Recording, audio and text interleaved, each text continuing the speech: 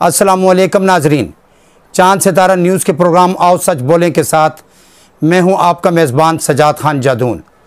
नाजरीन, मेरा आज का प्रोग्राम पिछले प्रोग्राम का तसलसल है, जिस पे मैंने पाकिस्तान की मईशत के ज़वाल पजीर पहलुओं के साथ साथ बांग्लादेश की तरक्की करती हुई मईशत और पाकिस्तान की इक़्तिसादी बदहाली का तहकीकी जायज़ा पेश किया था।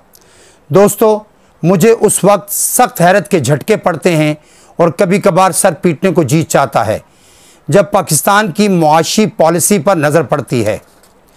आज का अहद तिजारत व मईशत की मुसाबिकत का दौर है। हर मुल्क इक़्तिसादी तौर पर मजबूत और ख़ुद मुख्तियार बनने की जद्दोजहद में मसरूफ़ है।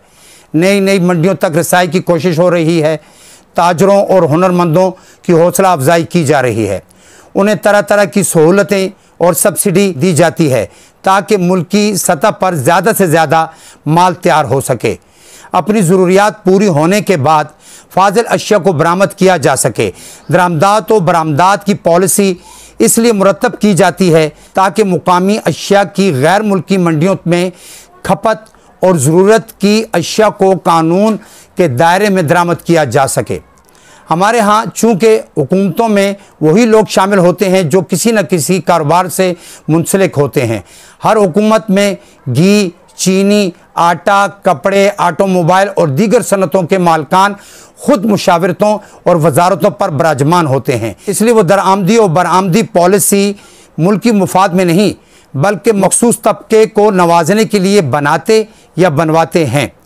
मुल्क पर पहले दो हुकूमती गिरोह पीपल्स पार्टी और मुस्लिम लीग नून मुसल्लत थे, जिन्होंने सिर्फ अपने घर की मईशत को दुरुस्त व तवाना किया है और दूसरों को चोर कहा है, जबकि एक तीसरा ग्रुप पीटीआई के रूप में जलवा अफरोज हुआ है, जिसका नारा पहले दो चोरों से चोरी का माल वापस दिलाने का था, करप्शन की रोकथाम और मुल्क को तरक्की पजीर से तरक्की याफ्ता बनाने का था। मगर इमरान खान इसमें तो कामयाब नहीं हुए, लेकिन अपने इर्द गिर्द चीनी, आटा और दीगर ज़रूरी अशिया के चोरों और ज़ख़ीरा अंदोज़ों को जमा कर लिया।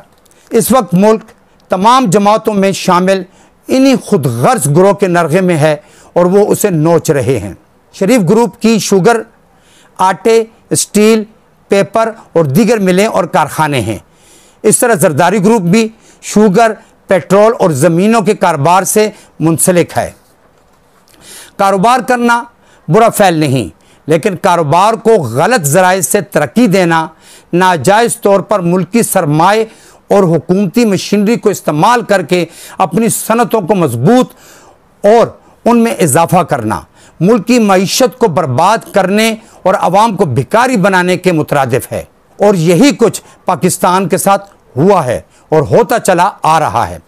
मुस्लिम लीग नून ने वफाक के साथ साथ पंजाब और पीपल्स पार्टी ने वफाक के साथ साथ सिंध को अपना मरकज़ बनाया हुआ है। बरसों हुकूमत करने के बावजूद अवाम और मुल्क को उनसे क्या फ़ायदा हुआ मासवाए उनके बैंक बैलेंस में इजाफे के। लेकिन अवाम सिसकने तड़पने के बावजूद उनके असरात से बाहर नहीं निकल पा रहे। और ऐसा क्यों है, ये अलग से एक मुकम्मल मौजू है जिस पर मैं फिर से प्रोग्राम करूंगा। फ़िलहाल मुल्क की मुआशी सूरत हाल पर बातचीत हो रही है। दोस्तों, दुनिया भर में स्मॉल इंडस्ट्री को फ़रोग़ हासिल हो रहा है। छोटे कारोबारी तबके को हुकूमतें सरमाया फराम करती हैं, उनके तैयार करदा माल की बैनुल-अक़वामी मंडियों में खपत को आसान बनाती हैं।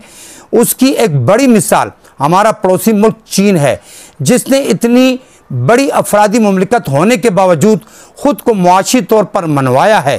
चीन ने अपनी 1.5 अरब से ज़्यादा आबादी को भूख व अफलास का शिकार होने से बचाने के लिए स्मॉल इंडस्ट्री को फ़रोग़ दिया।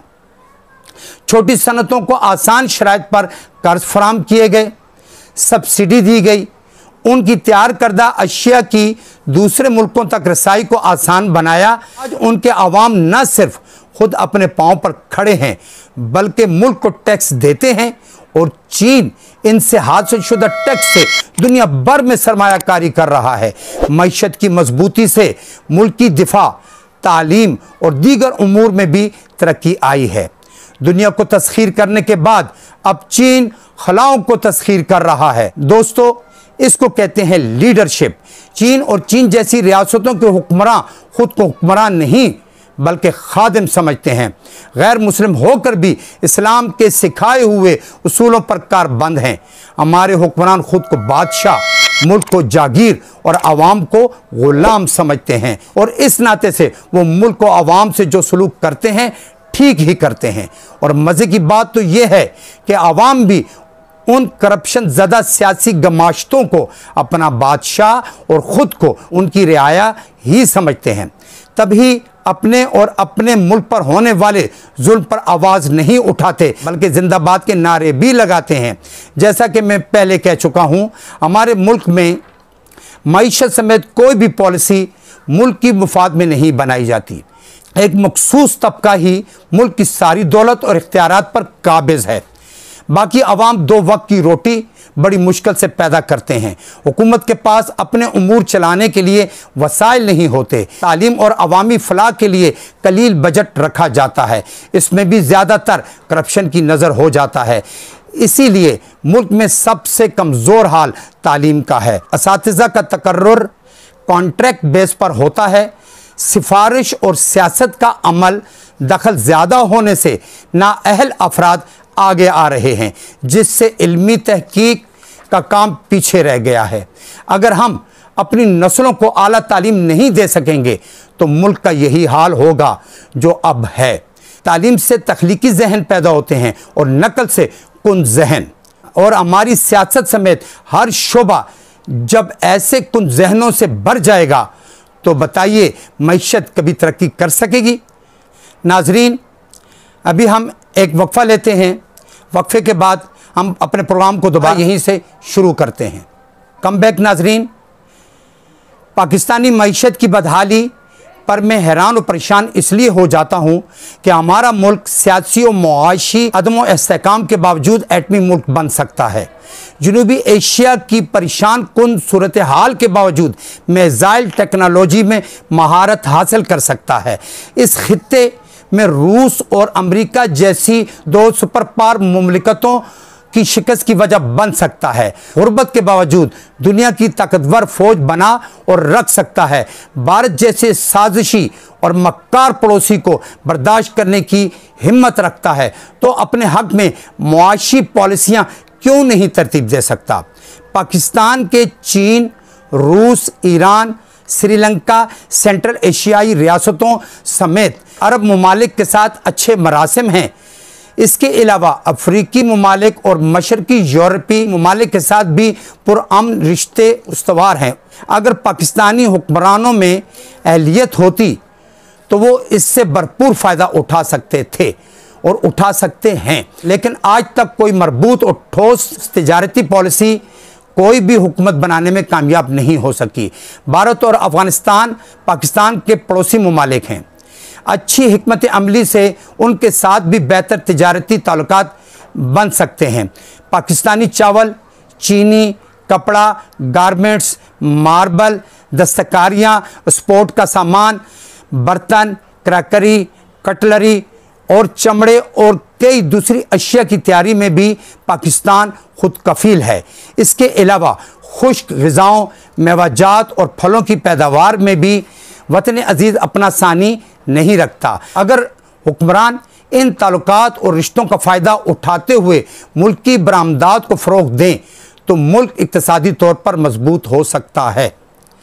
इसी तरह खिदमात के शोबे में पाकिस्तान खलीजी ममालिक और यूरोप के अलावा मलेशिया, तुर्की, कोरिया, जापान, चीन वगैरह को हुनरमंद और गैर हुनरमंद अफरादी कुव्वत फराहम करने के आसान और सूदमंद मुआहदे कर सकता है, जिससे तरसीलात ज़र में इजाफ़ा होने से मुल्क की ज़र मुबादला के ज़खायर में भी इजाफ़ा हो सकता है। और ये काम ना मुश्किल है और ना ही नामुमकिन है। बस कायदाना विल चाहिए और साथ साथ हुब्बुल वतनी का जज्बा भी। और ये काम मौजूदा वज़ीर आज़म इमरान खान बेहतर तरीके से अंजाम दे सकते हैं, क्योंकि उनको अल्लाह ताला ने बोलने और दूसरों को कायल करने की मुतासिर कुन सलाहियत अता फरमाई है। और उनके दिल में मुल्क और आवाम का दर्द भी है। अगर वज़ीर आज़म खुदादाद सलाहियतों को इस्तेमाल करें तो मुमकिन है मुआशी हालात में बेहतरी आ सके। इस तरह भारत और पाकिस्तान अपने इख्तिलाफात को भुलाकर हर मसले का हल बातचीत से निकालें तो जनूबी एशिया की किस्मत भी जाग सकती है। नाजरीन, जनूबी एशिया के तमाम ममालिक कदरे फ़र्क के साथ यकसा मसाइल और गुर्बत का शिकार हैं और भारत और पाकिस्तान दोनों एटमी मुल्क हैं। एक दूसरे को डराने के लिए जदीद असला की ख़रीदारी पर तो तवज्जो देते हैं, लेकिन आवाम के हालात बदलने की उनको बिल्कुल भी कोई फ़िक्र नहीं। अगर इंडिया अपनी हट दर्मी छोड़कर कश्मीर से अपना गासिबाना कब्ज़ा ख़त्म कर दे, कश्मीरियों को आज़ादी से अपनी ज़िंदगी गुजारने की इजाज़त दे दे, तो दोनों मुल्कों के दरमियान दुश्मनी की कोई और वजह नहीं बचती और दोनों ममालिक की खुशहाली का राज भी इसी हिकमत अमली में पोशीदा है। दोस्तों, पाकिस्तान हर तरह की सलाहियतों के हामिल आवाम पर मुश्तमिल है।